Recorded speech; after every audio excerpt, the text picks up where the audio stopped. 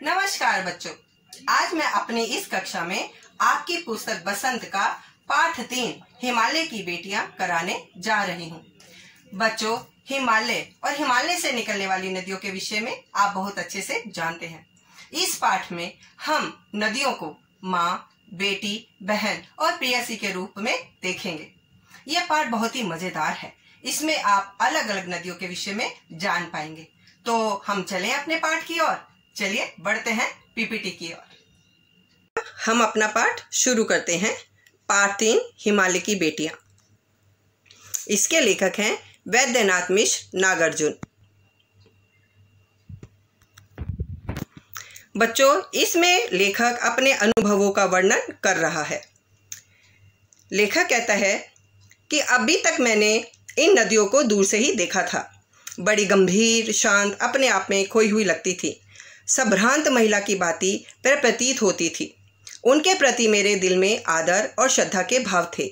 माँ और दादी, मौसी और मामी की गोद की तरह इनकी धारा में मैं डुबकियां लगाया करता था। परंतु इस बार जब मैं हिमालय के कंधे पर चढ़ा तो वह कुछ और रूप में सामने थी।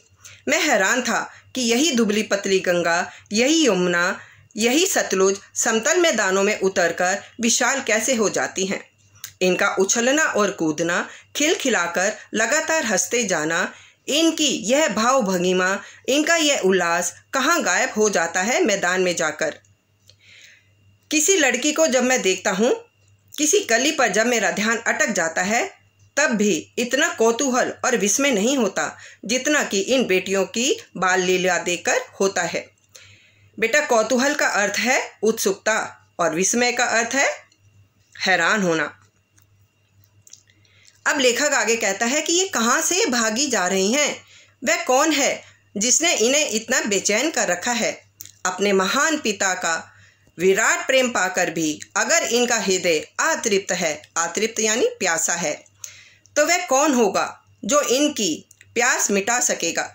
बर्फ जगी नंगी चोटियाँ, छोटे छोटे पौधों से भरी हुई घाटियाँ, बंधुर अधिप्तकाएँ, सब्ज बाग, उपतकाएँ, ऐसा है इनका लीला निकेतन। निकेतन अर्थात घर। खेलते खेलते जब ये जरा दूर निकल जाती हैं तो देवदार, चीड़, सरों, चिनार, सफ़ेदा, कैल के जंगलों में पहुंचकर शायद इन्हें बीती बातें याद करने का मौका मिल जाता होगा। कौन जाने बूढ़ा हिमालय अपने इन नटखट बेटियों के लिए कितना सिर धुनता होगा। बड़ी बड़ी चोटियों में जाकर पूछिए तो उत्तर में विराट मोहन के सिवाय उनके पास और रखा ही क्या है। सिंधु और ब्रह्मपुत्र ये दो ऐसे नाम हैं जिनके सुनते ही रावी, सतलुज, व्यास, चनाब, झेलम, काबुल, कपिशा, गंगा, यमुना, सरयू, गंडक, कोसी आदि हिमालय की छोटी बड़ी सभी बेटियां आंखों के सामने नाचने लगती हैं। वास्तव में सिंधु और ब्रह्मपुत्र स्वयं कुछ नहीं है। दयालु हिमालय के पिघले हुए दिल की एक एक बूंद न जाने कब से इकट्ठा हो होकर इन दो महानदियों के रूप में समुद्र की ओर प्रवाहित होती रही हैं। कितना सौभाग्यशाली है वह समुद्र जिसे पर्वतराज हिमालय की इन दो बेटियों का हाथ पकड़ने का श्रेय मिला।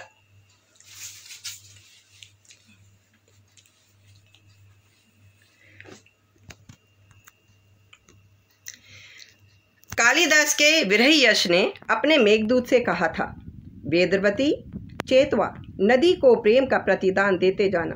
तुम्हारी वह प्रेयसी यानी प्रेमिका तुम्हें पाकर अवश्य ही प्रसन्न होगी।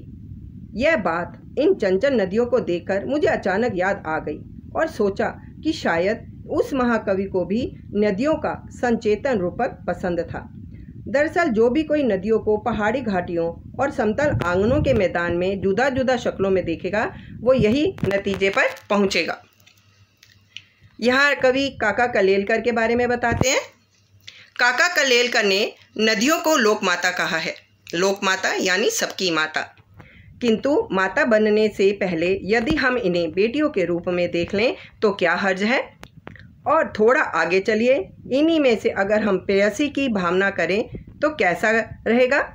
ममता का एक और भी धागा है जिसे हम इनके साथ जोड़ सकते हैं। बहन का स्थान कितने कवियों ने इन नदियों को दिया है। एक दिन मेरी भी ऐसी भावना थी। थोलिड यानी तिब्बत की एक जगह। थोलिड की बात है, मन उचट गया था, तबीयत ढीली थी। सतलज के किनारे जाकर बैठ गया। दोपहर का समय था। पैर लटका दिए पानी में। थोड़ी ही देर में उस प्रगतिशील जल में अपना असर दिखाना शुरू कर दिया। तन और मन ताज़ा हो गए तो मैं गुनगुनाने लगा। जय हो समतल बहन तुम्हारी, लीला अचरज बहन तुम्हारी, हुआ मुदित मन हटा खुमारी, जाऊं मैं तुम पर बलिहारी।